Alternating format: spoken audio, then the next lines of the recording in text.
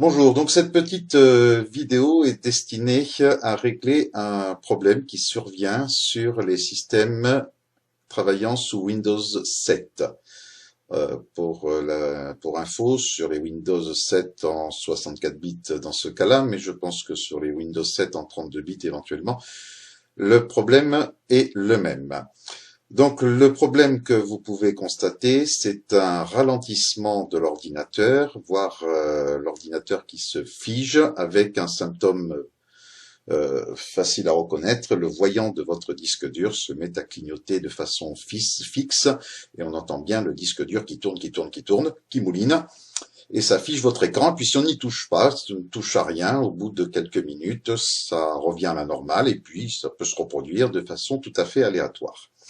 Donc ce système, c'est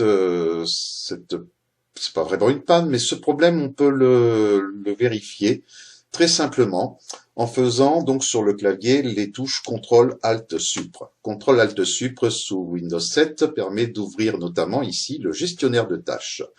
Le gestionnaire de tâches vous donne sur l'onglet Performance, qui s'affiche par défaut, l'utilisation de votre processeur et l'utilisation de votre mémoire. Comme on peut le voir ici, le processeur, là il s'agit d'un 4 corps, donc d'un i5 d'Intel, d'un i5. On a ici un processeur qui est utilisé à 40% en moyenne, et pour la mémoire, ici on a 8 Go de mémoire, il y a un 95 Go de mémoire qui est utilisé en permanence. L'ordinateur en ce moment donc travaille, il enregistre cette vidéo, il est aussi sur Internet.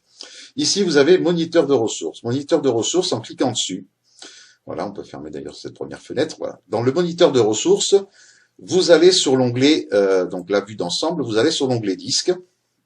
Et sur l'onglet disque, vous allez pouvoir vous apercevoir de tous les processus qui ont une activité sur le disque. Et ici, très détaillé, tous ces processus qui travaillent en permanence sur votre disque dur et qui font donc que même lorsque vous n'utilisez pas votre ordinateur, le disque dur mouline, clignote. Voilà, surtout si vous êtes connecté à Internet. Alors, il y a beaucoup de processus, évidemment. Là, il y en a une sacrée tripotée. On peut voir ici d'ailleurs que le disque dur est assez sollicité. Ce qui est important, c'est de noter le temps d'activité maximale. Vous voyez ici. Là, je suis à 1%.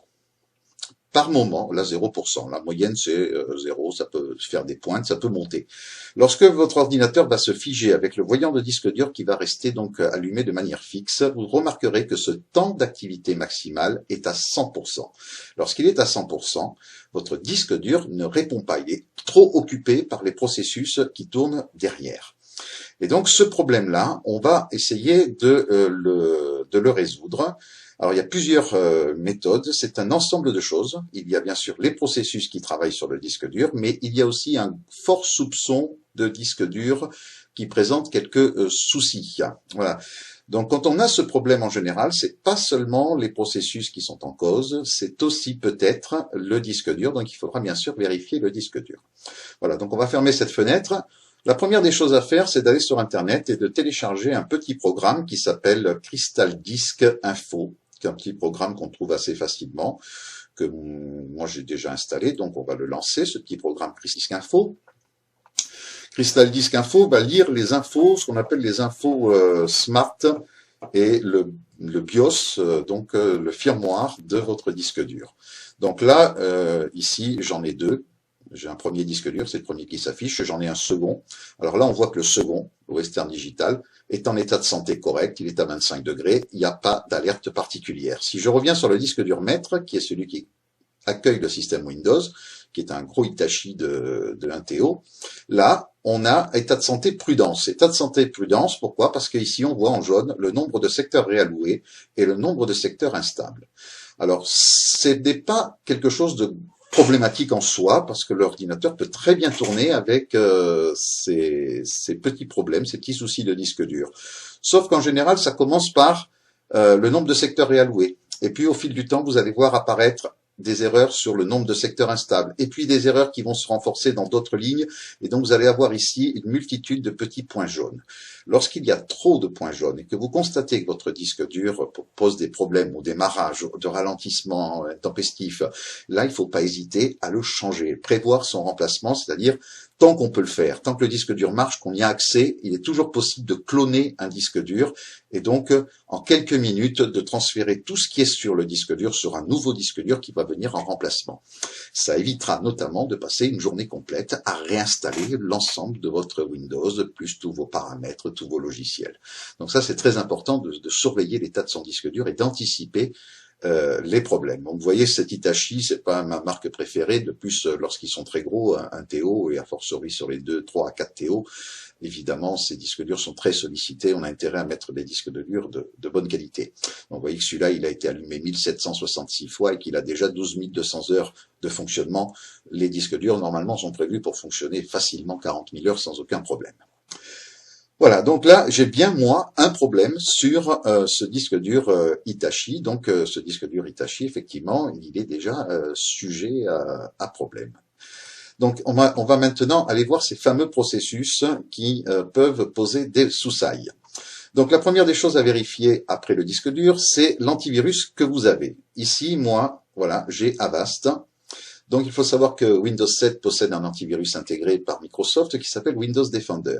Normalement, Avast, l'installation d'Avast est censée arrêter et bloquer Windows Defender. Mais pour quelques obscures raisons et en fonction de vos mises à jour, il est possible parfois que ce Windows Defender soit réactivé. 2 antivirus en même temps, c'est pas très bon.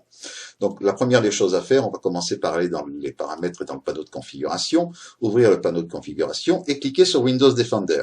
Et là, il me dit, ce programme est désactivé, donc tout va bien. Si jamais vous avez un antivirus, que ce soit Avast, Avira ou n'importe quel autre antivirus qui fonctionne sur votre ordinateur, il faut que Windows Defender soit désactivé. Donc à ce moment-là, vous rentrez dans le programme, vous allez dans les paramètres de Windows Defender, vous trouvez l'onglet qui vous dit ne pas utiliser ce programme et vous le désactivez. Effectivement, ça évitera que les 2 antivirus entrent en conflit. Ça, c'est la première chose.